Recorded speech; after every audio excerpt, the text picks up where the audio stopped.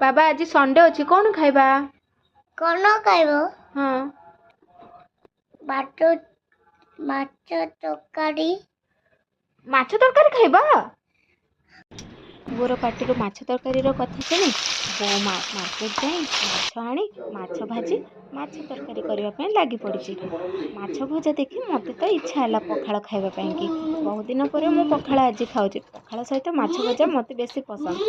चलिए पखाड़ भात माछ भजा आ बड़ी चूरा मो पेट पूजा करने की मु भी भावुँ मो भले आपण को पखाड़ भात सहित माछ भजा निहाती पसंद थी।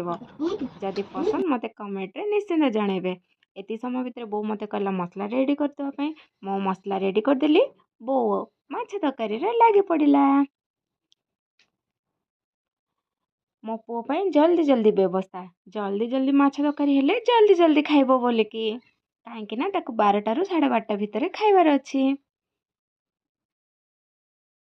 जल्दी खाइके सोइले पार्क जीवा बुलिया ପାଇଁ कि 4टा बेलू आसी पुणी थरे देखिला बेलू माछ तरकारी रेडी। टांटणा मैं चलिलु खाइबा ପାଇଁ कि पाकु पचारि देखिबा पाकु माछ तरकारी केमिति लागुछि। टेस्टी।